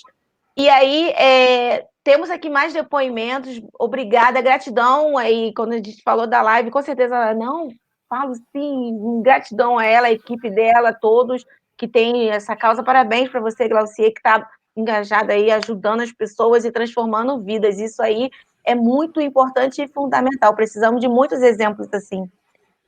O Jorge colocou aqui, participei da caminhada pela conscientização do autismo em Marambaia, São Gonçalo, ao lado do querido cantor e compositor Ito Melodia, né? Que tem uma canção linda para os autistas. Gratidão, parabéns, gratidão. O doutor Danilo também colocou aqui, eu vi. Luci colocou, boa noite, querida, boa noite. E vi aqui, olha, Eni Verdade, eu vi, o doutor Danilo colocou aqui um depoimento também. Olha, o doutor Danilo colocou, é uma realidade. A mãe de um filho especial paga um tributo muito grande para amparar e orientar esse filho. Quanto ao tema de políticas públicas, infelizmente é um assunto que nos deixa muito apreensivo quanto ao nosso futuro, porque, lamentavelmente, muito se elege com essa bandeira e depois esquece. Fato, é verdade. É fato. Infelizmente, mas é uma realidade e vamos aí trazer essa conscientização. Cada um de nós, unidos pelo bem de todos, um por todos e todos por um, né, que é o futuro. Doutor Danilo, parabéns, vereadora, por estar lutando pela causa de nossos irmãos autistas. E é isso, Glaucier, incrível essa nossa live. E aí, mas temos mais umas participações e vamos colocar aqui. O Alexandre colocou, desculpa, não ouvi direito. Qual a porcentagem do ter filho com ter, né? Comparação a um não ter. É que você chegou a falar, né? Do percentual. Então, Alexandre, como eu falei lá no início, não sei se você estava, né, quando nós estudamos as questões aí relacionadas ao transtorno, cientistas já se debruçaram, já se isolou, em mais de 30 famílias de genes, né, então a gente sabe que esse é um gene recessivo. Então, qualquer questão relacionada aí ao gene recessivo, aquela aulinha de biologia que a gente tem lá no Fundamental 2, ensino médio, que a cada gestação a gente tem ali a chance de 25% desse gene diferenciar ou não, tá? Então, assim, não é uma continha, daí vamos fazer, 25% agora, então na outra, não é assim não, tá? Mas é realmente ali, quando é um gene recessivo, e depende também de cada pessoa, qual é o gene daquela pessoa ali que diferenciou. Combinado? Não é uma regra para toda e qualquer pessoa, mas é importante saber, até esclarecer isso, porque antigamente se culpava muito as mães, né, por gerar pessoas dentro dos transtornos do espectro autista. Então, hoje a gente já sabe que para eu ter um filho dentro do espectro, eu preciso, na minha família, ter pessoas com autismo e no meu esposo também. Isso é bacana, porque daí fica 50%, né? Não existe ali quem fez isso, o culpado. Antigamente existia sempre, a gente queria buscar respostas e principalmente culpados, né? E isso são... Olha, o que a gente vê hoje de famílias, de mães que são abandonadas, o pai que descobre ali que o menino fez show diagnóstico e aí abandona a esposa porque ela certamente, foi ela que me deu esse filho com uma dificuldade, usam palavras e expressões horrendas, então nós temos um número muito grande de famílias que são desfeitas ali após o diagnóstico. Bem respondido, ótimo, incrível. Quero parabenizar todas as participações, gente. Muito bom ter essa interação com vocês. Muito bom falar sobre o autismo. Muito bom falar sobre o desenvolvimento humano. Muito bom falar sobre pessoas, sobre conscientização. Muita gratidão. E aí o Alexandre disse que não estava no início e ele agradeceu. Obrigada. Depois você pode assistir, Alexandre, no nosso canal, tá? E assim, a live do início. Compartilha com as outras pessoas também. Gratidão a todos. E parabenizar todas as pessoas que estão pelo YouTube, pelo Facebook. Muita gratidão. E continua, ainda tem mais uma pergunta aqui para fazer para você, Glaucia. E aí você falou sobre essa questão da mãe, que muitas das vezes tem que levar essa situação sozinha, porque a mulher, né, segura ali e vai, mesmo com tanta luta, dificuldade, mas ela tá ali. E quero te perguntar, como é que fica a saúde assim, mental dos cuidadores das pessoas com autismo severo? Como é que fica? Vamos pensar um pouco, agora a gente falou um tempo inteiro sobre, né, as pessoas autistas, sobre... Agora vamos pensar o olhar desse cuidador. Como é que fica esse cuidador? Como é que é a saúde mental dele? Como é que você que tem experiência, quais são as maiores dificuldades que eles vivenciam? Uhum. Então, é muito importante falarmos desse tema, né, da saúde mental e emocional das pessoas que cuidam do outro. E é importante, é muito bonitinho, clichê, mas é preciso a gente refletir, que é cuidar de quem cuida, né?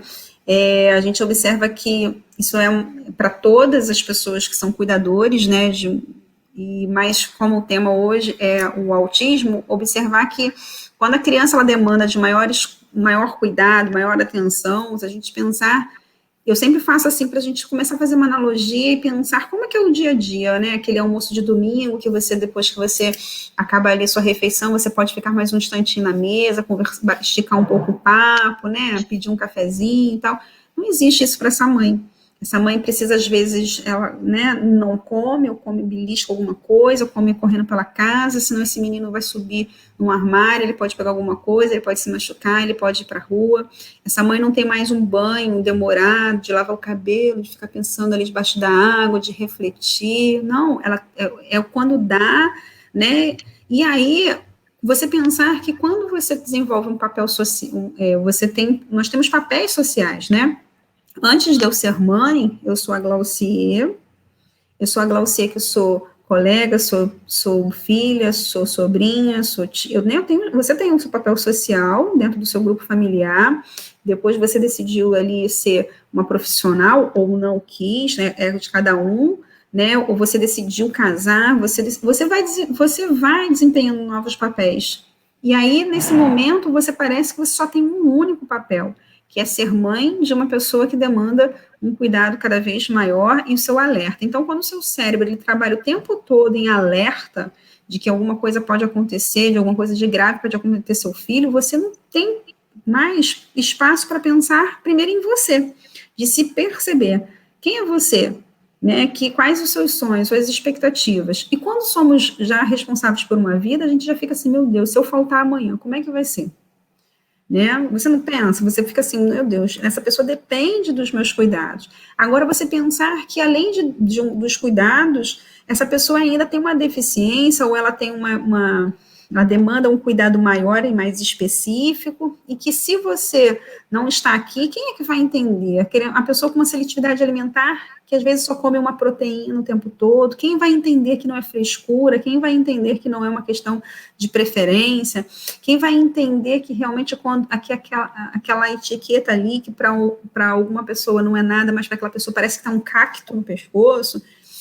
Ninguém. E daí, essa pessoa, mesmo que a gente saiba que talvez venha uma outra pessoa que vai conseguir sobre esses cuidados, a mãe, a gente está falando a mãe, mas tem muitos pais que chegam juntos, tá bom? Estão ali juntinho, e tem muitas mães que são elas que abandonam o lar e o pai que fica, ou então é a tia, é a avó, né? Nós vamos falar do cuidador, então, em si. Então, aquele cuidador, ele fica ali o tempo todo pensando que ele vai ser a única pessoa que vai entender.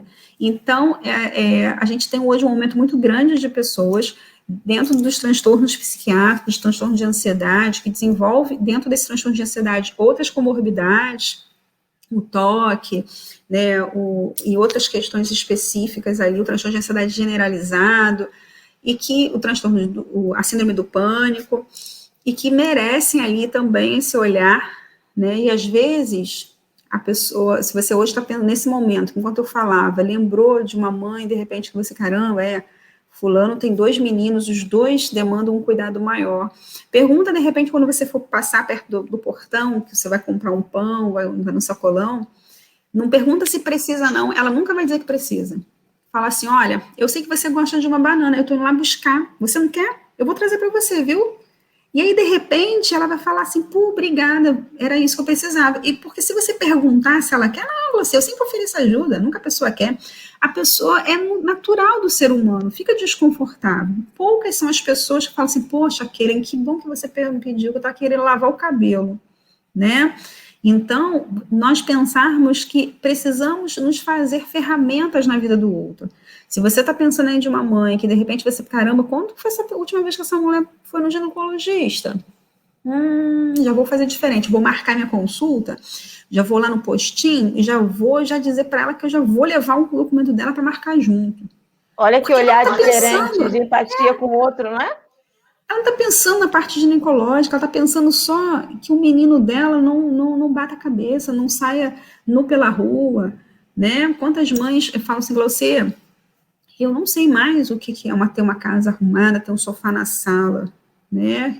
Minha geladeira é trancada com cadeado, eu tirei os armários, porque tudo debaixo do armário, porque os meus filhos subiam para pegar as coisas. Então, pensar na saúde mental dessa mulher, antes de pensar só que ela está estressada, se ela está com ansiedade, é o que gera esse alerta o tempo todo. Em pensar no que você, ao invés de só falarmos aqui hoje, né, tomar consciência disso tudo, e falar de conscientização disso tudo, e falar de incluir, não é incluir somente a pessoa dentro do espectro, mas a família que acompanha.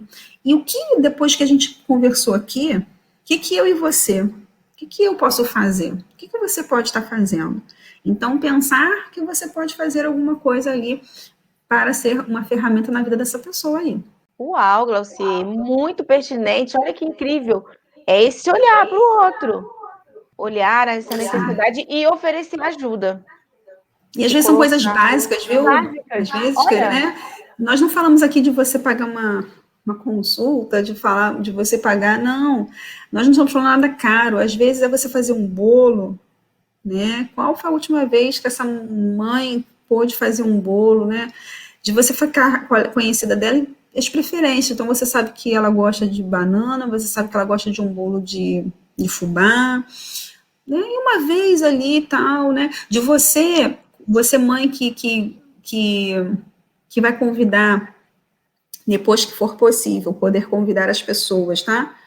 Você poder fazer o seguinte, vai convidar para uma comemoraçãozinha de aniversário, aí você faz o seguinte, antes de você marca com essa criança meia hora antes, para ela poder brincar com seu filho sozinha, porque essa mãe poder sentar ali, né, sem que os outros achem que o filho dela não tem educação. E aí, meia hora antes, você dá atenção, e o menino dela pode ir lá no pula-pula sozinho, e depois, com os outros convidados, né, começarem a chegar e tudo mais, se essa mãe decidir ir embora por ficar sem jeito do que o filho dela pode estar, ela vai ter sido grata porque o filho participou daquele evento, né? Muito bom.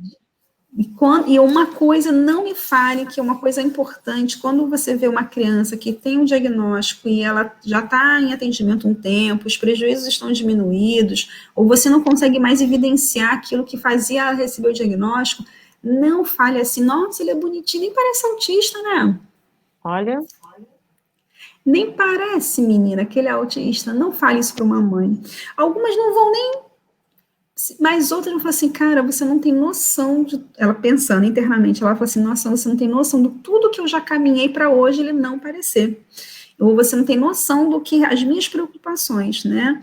Então, assim, autismo não tem cara, né? Autismo é realmente... tem características, mas ele não é uma questão fenotípica, não vai ter ali, e isso às vezes, para a saúde mental de uma mãe que sofre tanto, no sentido sofrer, no sentido das consequências do que ela tem que dar conta ali, isso às vezes bate como uma coisa muito desconfortável. e é muito importante você falar, porque na maioria das vezes as pessoas falam sem perceber. Pensam que estão agradando, que a mãe vai ficar até feliz. E aí fica essa dica de olhar mais, de ter empatia, de oferecer ajuda e ser mais grato pela vida. Porque quando a gente compartilha com alguém ou a gente ajuda, a gente tem que ser agradecido de poder estar ali ajudando. Isso é muito importante, fundamental. É uma lei de troca, né? De retorno. Claucier, que live poderosa. Eliane Ovale, muito obrigada por me apresentar essa pessoa extraordinária. Vamos, mas deixa eu falar, de boa noite, tem uma amiga lindíssima aqui na nossa live, a Patrícia Praia, uma educadora que veste a camisa da inclusão, uma pessoa que faz a diferença na vida de muitas pessoas, inclusive na minha vida, eu sou grata por ter a amizade da Patrícia, que é uma educadora, assim, uma excelente educadora e uma pessoa que realmente ela faz a diferença. Né? A essência dela, só por ela existir, muitas pessoas já são alcançadas. Parabéns, Patrícia. E parabéns a todos vocês que estão aqui participando. Estamos chegando aos minutinhos. Está acabando a nossa live. Gente, por que a hora passa tão rápido, gente? Mas não tem problema, não. Já está o convite para o Glaucier para a gente falar de outros temas, porque assim, tem muita coisa para a gente poder aprender e compartilhar. Gratidão a todos vocês são todos importantes por existir. O fato de vocês existirem, isso já faz do mundo um lugar muito melhor, porque todos são únicos. E com isso quero pedir as suas considerações finais, querida. Muita gratidão a você. Eu que tenho que agradecer, agradeço muito pelo convite, pelo falar sobre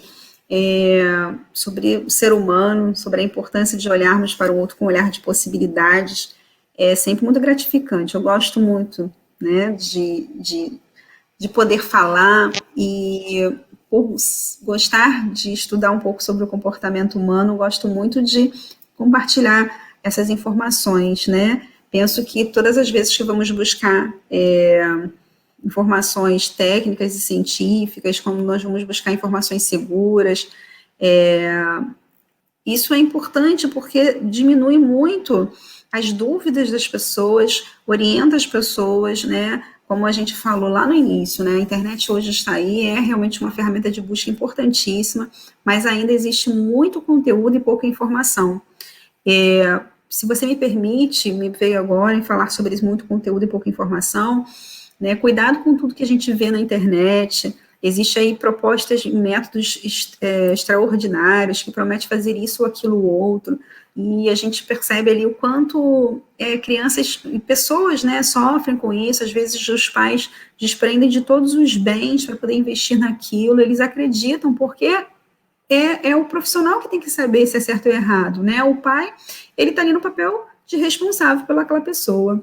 E aí, às vezes, são pessoas que realmente estão aproveitando, ou realmente ouve-se falar daquilo ali é bom, ou aquilo outro, e a gente já vê aí na internet aí tantas questões de saúde mesmo acontecendo, né? E aí existem aquelas ondas, né? E há pouco de tempo era a onda do MMS, que era as questões de cloro, pessoas que estavam ali, né, pessoas que tiveram lesões no intestino, lesões no estômago severo por conta da ingestão de cloro, e pessoas que estavam prometendo ali, dá uma pílula que a criança vai falar, faz o método X ou Y. Então, o que é realmente importante? É saber se aquela criança está na fase do seu desenvolvimento que se espera para o marco de desenvolvimento para cada idade, levar num profissional que seja sério, que seja responsável, e isso vai fazer com que possamos traçar um plano de intervenção para aquela criança, para aquela pessoa, e as possibilidades cada vez aumentam ali, o prognóstico que a gente espera a partir daquilo ali. É importante que os pais entendam que a parceria com a escola é fundamental, né? Hoje nós não falamos muito mais sobre diagnóstico, mas o primeiro grupo que vai estar ali exigindo essa criança ali, as habilidades que a gente entende ali sendo do marco, é o grupo escolar. Então, eu entendo que hoje já existam escolas que estejam caminhando um pouco mais dentro das práticas inclusivas, mas ainda não é o que a gente espera. E só vamos alcançar ali o que é melhor para o nosso filho quando realmente nos posicionarmos e exigirmos que as pessoas não olhem com o olhar de permitir que ele esteja naquele espaço. Está garantido por lei, está garantido pela Constituição, desde 1988, que toda e qualquer pessoa tem o direito a esse acesso e permanência com qualidade. Então, seu filho não está pedindo favor, tá? Vamos exigir. É dolorido, demora, dá trabalho, mas a gente precisa fazê-los entender que eles não voltam mais para casa.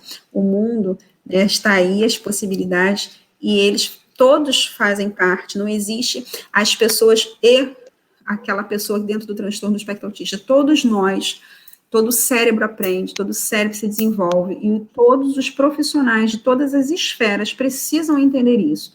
E isso só vai acontecer se nos posicionarmos, profissionais cada vez mais capacitados em todos os setores da sociedade, e nós precisamos desse posicionamento para que o grupo de educadores, e existem muitos educadores que são comprometidos. Então, se você encontrou ali um profissional comprometido, que cola com ele, né, e monte uma estratégia com ele. Quero agradecer a todas as pessoas que estão aqui na nossa live, que ficaram, né, quase 2 horas aí de bate-papo. Quero agradecer a todos que certamente aí deixaram seus afazeres ou estão fazendo comida, de repente, estão aqui com a gente, né, estão já colocando os meninos ali na cama, estão aqui com a gente. Só temos a agradecer a sua audiência, a sua participação, a todos que deixaram aqui as mensagens, as perguntas, os recadinhos. É isso que faz a live acontecer e crescer, né, Keila?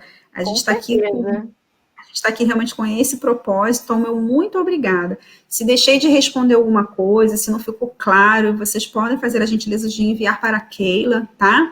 E aí, a gente, dentro do que for possível, se eu tiver essa resposta, se eu não tiver, eu vou buscar com os meus amigos, com a gente pesquisa aí e leva uma informação segura. Keila, muito obrigada pela sua hospitalidade, pela sua generosidade, muito obrigada pelo seu carinho, pelo convite, tá bom? Que Deus continue abençoando a sua vida. Muito obrigada, gente, gratidão. Eu sou uma pessoa extremamente feliz e grata por poder estar aqui compartilhando, conversando com você, conhecendo essa pessoa extraordinária que é a Glaucier, incrível. Muito bom, a gente aprendeu tanto hoje, gratidão, gratidão a todos vocês que estão aqui juntinho conosco. A hora passou que eu nem percebi. Muita gratidão a todos. Quero parabenizar você pelo seu trabalho, excelente trabalho. Quero parabenizar todos os responsáveis que estão aqui, que cuidam da sua família, que tem uma criança autista, todas as mães, pais, avós, todas as pessoas que cuidam, os profissionais. Parabéns a todos os profissionais. Eu quero aqui dizer que vocês são assim extraordinários. Estão colaborando para esse mundo ser melhor. Porque o mundo ser melhor começa dentro da gente e com cada um de nós. Parabéns a todos, gratidão por você estar aqui, gente.